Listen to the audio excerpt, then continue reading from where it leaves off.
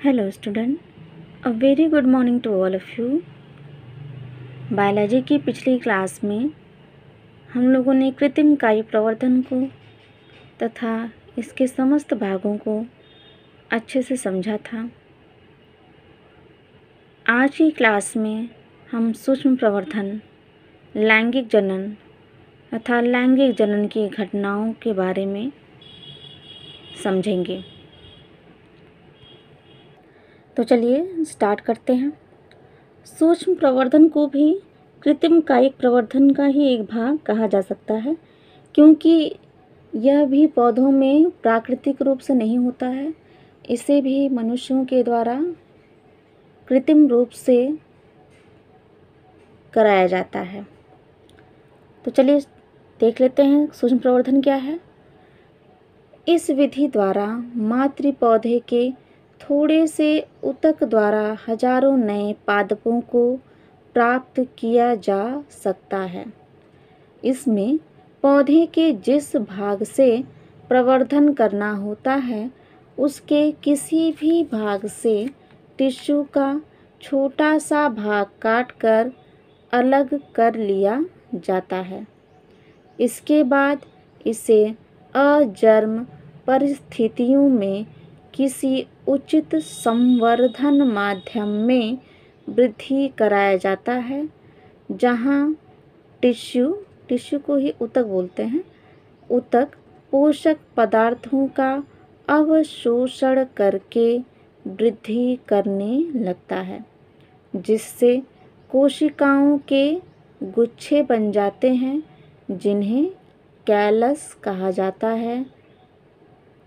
इसे सुरक्षित रख लिया जाता है, कैलस को सुरक्षित रख लिया जाता है तथा आवश्यकता पड़ने पर इसका एक छोटा टुकड़ा दूसरे ऐसे माध्यम में स्थानांतरित कर दिया जाता है, जहां ये वृद्धि करके नन्हे पौधे के रूप में विकसित होने लगता है।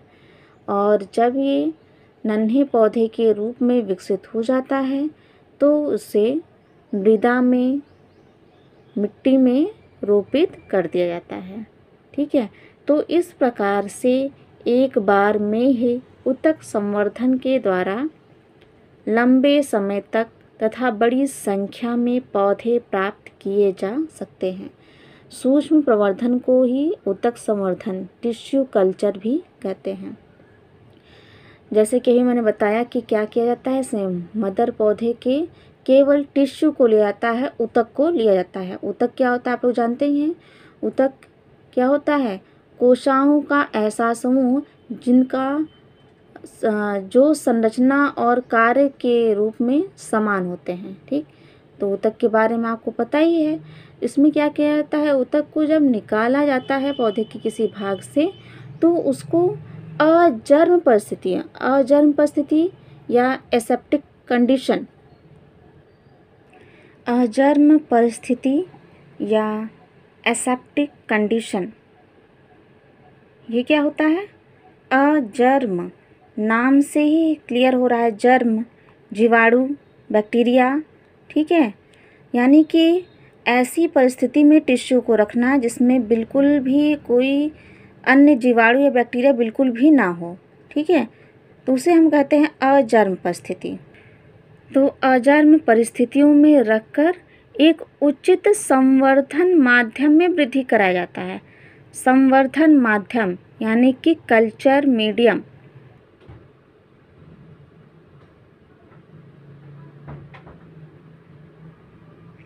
अब ये क्या होता है? तो कल्चर मीडियम को हम इस प्रकार समझ लेते हैं कि culture medium is a nutrient substance would be solid or liquid that is used to cultivate microorganism।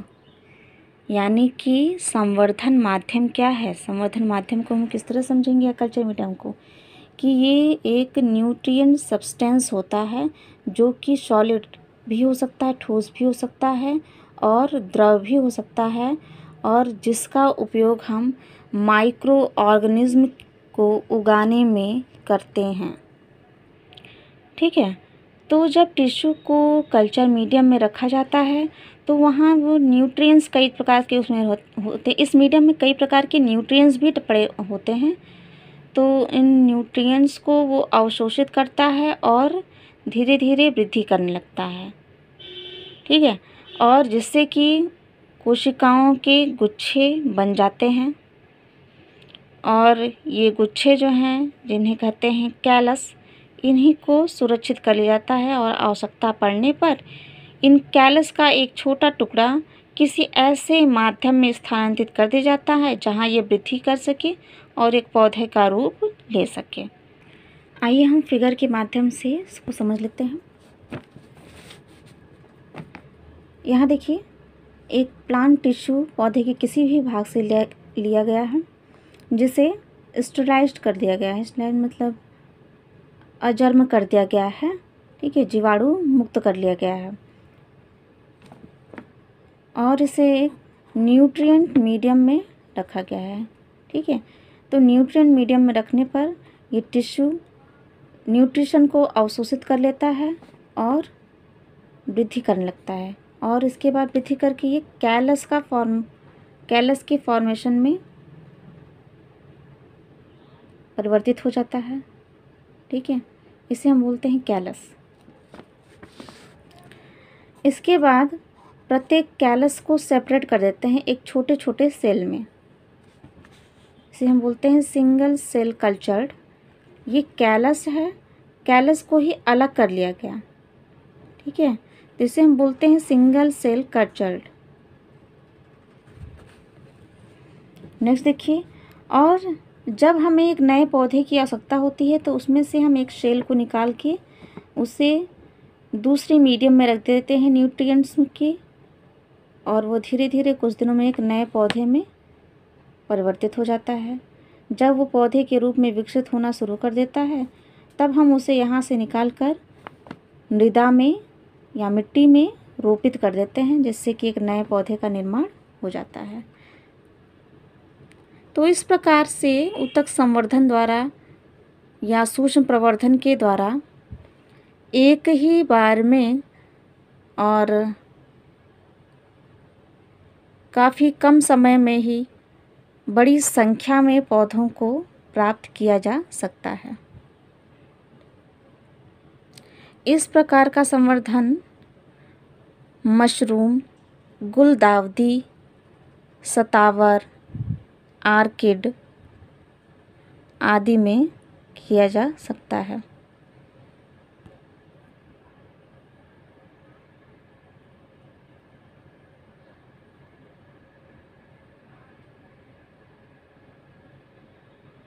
अब नेक्स्ट टॉपिक है लैंगिक जनन, सेक्सुअल रिप्रोडक्शन। जब नई संतति यानी कि जीव की उत्पत्ति दो अलग अलग जीवों द्वारा हो या नया जीव का निर्माण एकल जीव द्वारा हो तो उसे लैंगिक जनन कहते हैं। फिर से सुन लीजिए, जब नई संतति की उत्पत्ति दो अलग अलग जीवों यानी कि विपरीत लिंगी जीव यानी कि नर मादा, नर या मादा, नर अलग हो और मादा अलग हो, ठीक है, या फिर नर या मादा युग्मकों का निर्माण। नर या मादा युग्मक यानी कि किसी नर या मादा नए जीव का निर्माण किसी एकल जीव द्वारा हो। किसी एकल जीव, या तो वो जीव नर हो या फिर वो मादा हो, तो इसे हम कहते हैं लैंगिक जनन। फिर से सुन लीजिए कि जब नए जीव की उत्पत्ति दो विपरीत लिंगी जीवों द्वारा, दो अलग अलग जीवों द्वारा, नर और मादा के द्वारा हो तो उसे हम लैंगिक जनन कहते हैं। इसके अलावा या फिर नया जीव किसी एकल जीव द्वारा, किसी नर के द्वारा या फिर किसी मादा के द्वारा जन्म ले तो उसे हम लैंगिक जनन कहते हैं, ठीक है। जब एक ही जीव द्वारा नर व मादा जीव की उत्पत्ति होती है तो इसे द्विलिंगी जीव कहते हैं। यानी कि कोई एक ही जीव नर या मादा जीव को उत्पन्न करे तो उस जीव को क्या कहते हैं? द्विलिंगी, द्विलिंगी या बाइसेक्सुअल।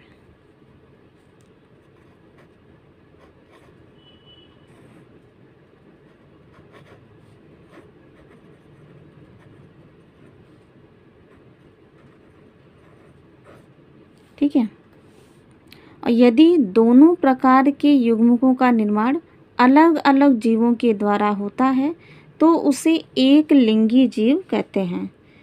जब जीवों का निर्माण अलग अलग जीवों द्वारा होता है तो उसे क्या कहते हैं? एक लिंगी, यानी कि यूनिसेक्सुअल।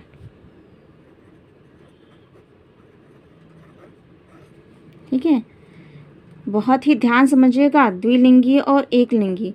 द्विलिंगी यानी कि दोनों लिंग एक में हों, ठीक है।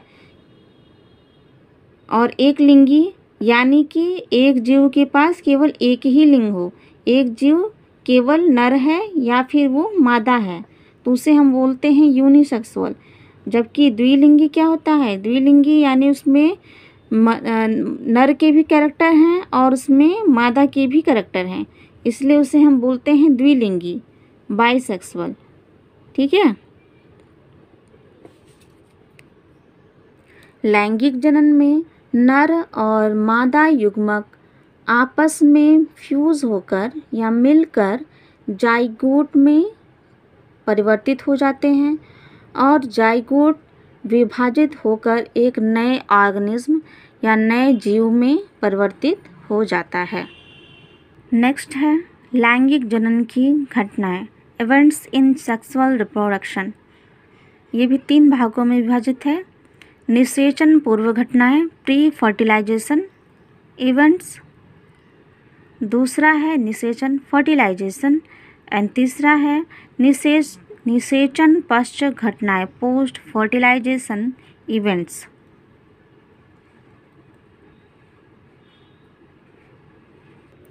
प्री फर्टिलाइजेशन इवेंट्स क्या होते हैं?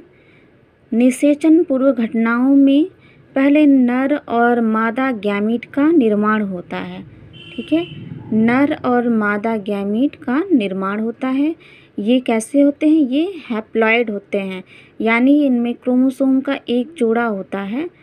ठीक है, हैप्लॉइड होते हैं। हैप्लॉइड को हम सिंगल एन से शो करते हैं, इस तरह से,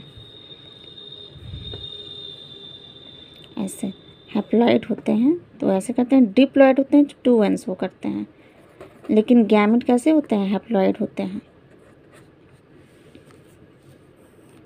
ठीक है, और ये जो नर और मादा गैमीट होते हैं ये स्ट्रक्चरली कह सकते हैं, आकार में ये डिफरेंट होते हैं, अलग अलग होते हैं। यानी कह सकते हैं कि लैंगिक जनन करने वाले जीवों में 2 प्रकार के गैमीट बनते हैं। एक होता है नर गैमीट और दूसरा होता है मादा गैमीट। और ये दोनों संरचना में भी भिन्न भिन्न होते हैं। नर गैमीट को पुंमड़ू या शुक्राणु कहते हैं। पुंमड़ू या शुक्राणु, माइक्रोगैमेट्स या स्पर्मेटोजोआ। देखिए, नर गैमीट को क्या बोलेंगे? नर गैमीट, मेल गैमीट।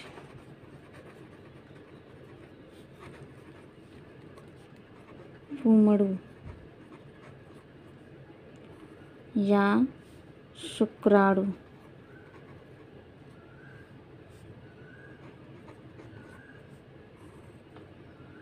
इसी को बोलते हैं माइक्रो गैमेट्स।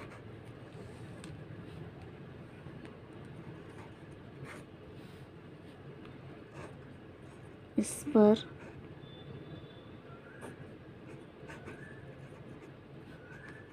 मेटोजोआ।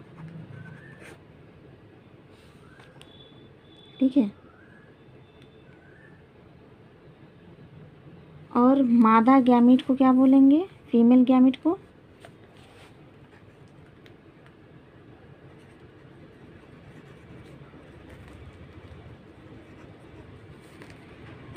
फीमेल गैमेट को बोलते हैं अंड या मैक्रोगैमेट।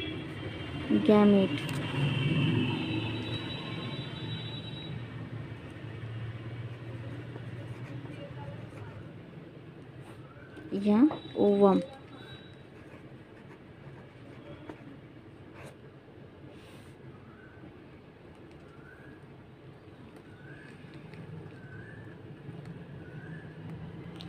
तो लैंगिक जनन करने वाले जीवों में कितने प्रकार के गैमेट पाए जाते हैं? 2 प्रकार के, मेल गैमेट और फीमेल गैमेट। ठीक है, तो 2 प्रकार के गैमेट पाए जाते हैं, इसलिए इन जीवों को क्या बोलेंगे? जीव नहीं, इस प्रकार की परिस्थिति को क्या बोल देंगे? तो इस प्रकार की परिस्थिति को बोलते हैं विषम युग्मता।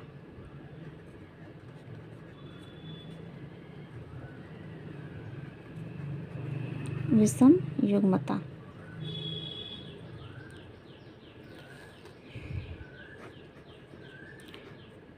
हेटेरोगैमेट। हेटेरोगैमेट।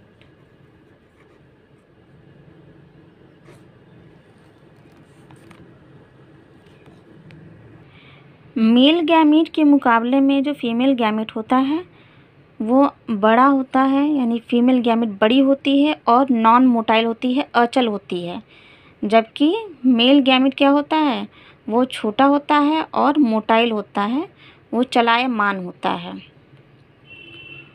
ठीक है, इसके पहले अभी हम लोगों ने समझाई है द्विलिंगी और एकलिंगी। द्विलिंगी क्या, जब फीमेल और मेल गैमेट एक ही प्राणी में हो, फीमेल और मेल गैमेट एक ही प्राणी में हो, तो उसे हम कहते हैं द्विलिंगी, बाईसेक्सुअल।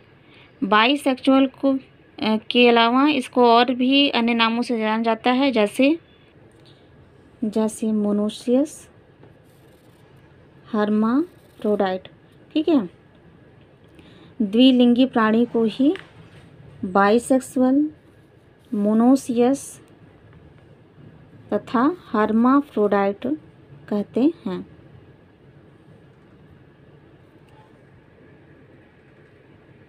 द्विलिंगी प्राणी कौन कौन से होते हैं? जैसे लीच हो गया, अर्थवर्म यानी केचुआ, स्पंज, लीवर फ्लूक आदि। ठीक है, और एक लिंगी हमने देखा था, एक लिंगी क्या होता है, जब मेल और फीमेल अलग अलग प्राणी हों। ठीक है, तो उन्हें हम कहते हैं एक लिंगी। एक लिंगी क्या कहा गया था, यूनिसेक्सुअल। इसके अलावा इन्हें डायोसियस भी कहते हैं। एक लिंगी, यूनिसेक्सुअल, डायोसियस। एक लिंगी द्विलिंगी बहुत कंफ्यूज करता है, बहुत ध्यान समझिएगा। एक लिंगी यानी कि मेल और फीमेल बॉडी अलग अलग है ना। द्विलिंगी मेल और फीमेल एक ही बॉडी में है। ठीक है, तो एक लिंगी का उदाहरण क्या होगा, जैसे मनुष्य। ठीक है, और जब पौधों में क्या होता है, द्विलिंगी और एक लिंगी शब्द का प्रयोग हम नहीं करते पौधों की कंडीशन में। ठीक है, द्विलिंगी पौधा के लिए हम यूज़ करते हैं समथैलेसी वर्ड, समथैलेसी, होमोथैलिक। ठीक है, इसीलिए इसी प्रकार से एक लिंगी पौधों के लिए हम हेटेरोथैलिक या विषमथैलेसी शब्द का उपयोग करते हैं। अगर पौधा द्विलिंगी है यानी कि उसमें नर और मादा दोनों के कैरेक्टर हों, तो पौधा क्या कहलाएगा, होमोथैलिक। ठीक, और अगर पौधा एक लिंगी है यानी कि वो केवल नर है या केवल मादा है, मतलब वो 2 प्रजातियों में पाया जाता है, एक नर हो सकता है और एक मादा। ठीक, तो उसके लिए हम यूज़ करते हैं हेटेरोथैलिक।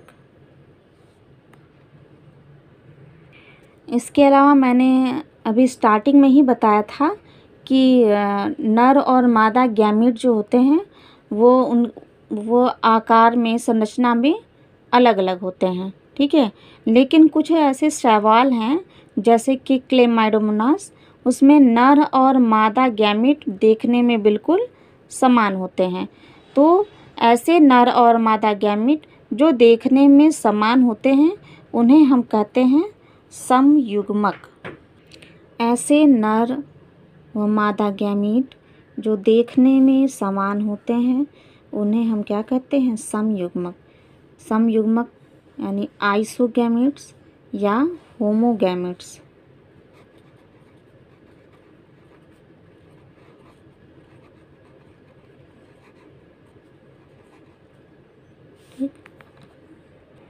इसके अलावा पुष्पीय पौधों में एक लिंगी नर पुष्प को पुंकेसर कहते हैं।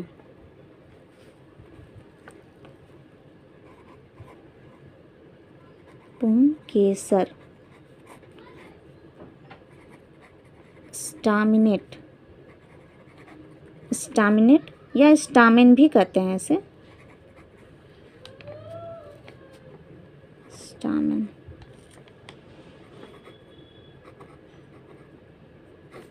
ठीक है। और मादा पुष्प को क्या बोलेंगे? मादा पुष्प को बोलते हैं स्त्री केसर।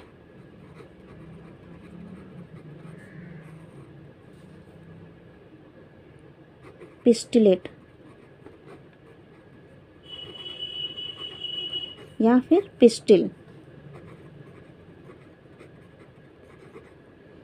शॉर्ट फॉर्म में इनको स्टामिन पिस्टिल ही बोलते हैं या पुंकेसर, स्त्री केसर।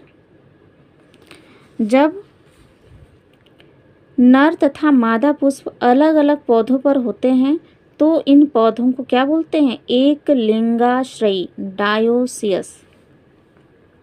जब नर और मादा पुष्प अलग अलग पौधों पर हों तो उन्हें क्या बोलेंगे? एक लिंगाश्रयी।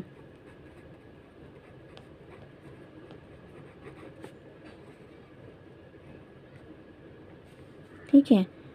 जैसे कि इसका उदाहरण क्या है? जैसे पपीता, खजूर आदि। ठीक है। इनमें क्या होता है? नर और मादा पुष्प अलग अलग पौधे पे होते हैं। तो ये किस प्रकार के पौधे हैं? ये एक लिंगाश्रयी या डायोसियस प्लांट होते हैं।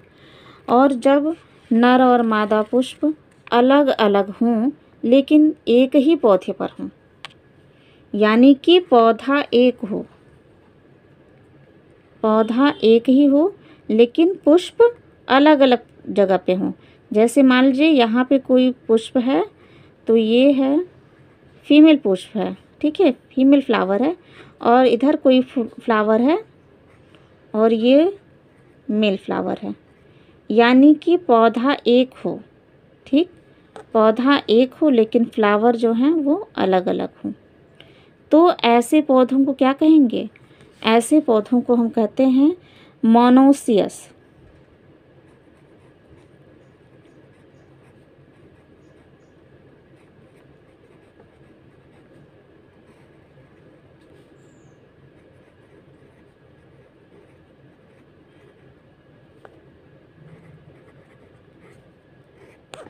ठीक, जैसे कि मक्का।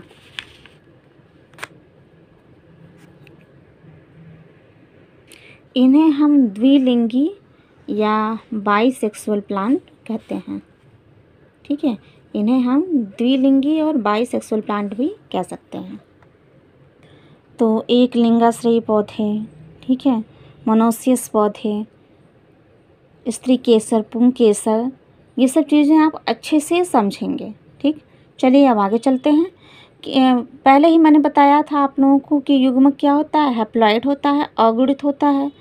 चाहे, ठीक है, चाहे उनके जनक अगुणित हों या फिर द्विगुणित हों। ठीक है, हमेशा युग्मक कैसा होगा? हैप्लॉइड होगा, अगुणित होगा। तो अगुणित जनकों में युग्मकों का निर्माण समसूत्री विभाजन द्वारा तथा द्विगुणित जनकों में युग्मकों का निर्माण जैसे कवक, शैवाल, ब्रायोफाइट, ये अगुणित हैं। जबकि टेरिडोफाइट्स, जिम्नोस्पर्म, एंजियोस्पर्म, मनुष्य तथा कुछ अन्य प्राणी ये द्विगुणित होते हैं। जैसे आप लोगों से पूछ भी लिया जाता है कि मनुष्य में द्विगुणित गुणसूत्रों की संख्या बताइए। तो द्विगुणित गुणसूत्रों की संख्या कितनी है? 46 46 और अगुणित गुणसूत्रों की संख्या 23। इसी प्रकार से अन्य जीवों में भी पूछा जाता है, जैसे या तो पूछा जा सकता है आप लोगों से मक्के में कितना होता है गुणसूत्र। तो मक्के में द्विगुणित गुणसूत्र कितने होते हैं? 20 और अगुणित 10। आलू में 48 48 और अगुणित 24। ठीक है। इसी प्रकार से आप लोग कुछ अन्य पौधों के या जंतुओं के गुणसूत्रों की संख्या याद रखेंगे। अब नेक्स्ट है हमारा युग्मकों का स्थानांतरण कैसे होता है। तो युग्मक धानियों में जब युग्मक का निर्माण हो जाता है तो नर और मादा युग्मक एक दूसरे के निकट आते हैं ताकि निषेचन की क्रिया हो सके। तो अभी पहले ही मैं बता चुकी हूँ कि कुछ या अधिकांशतः जो है नर युग्मक चलायमान होते हैं, मोटाइल होते हैं, जबकि मादा युग्मक अचल होती हैं, अचलायमान नॉन मोटाइल होती हैं। तो जो साधारण पादप होते हैं या कह सकते हैं कि जो जल में उगते हैं, ऐसे पौधों में नर युग्मक को मादा युग्मक तक पहुंचने के लिए क्या जरूरत, किसकी आवश्यकता पड़ेगी? जल की आवश्यकता पड़ती है। ठीक है। जल में उगने वाले पौधे जैसे शैवाल, बायोफाइट, टेरिडोफाइट या कुछ अन्य पौधे, उसमें नर युग्मक मादा युग्मक तक पहुंचने के लिए जल से होकर गुजरता है। जबकि बीजी पौधे उसमें कैसे होते हैं? तो उसमें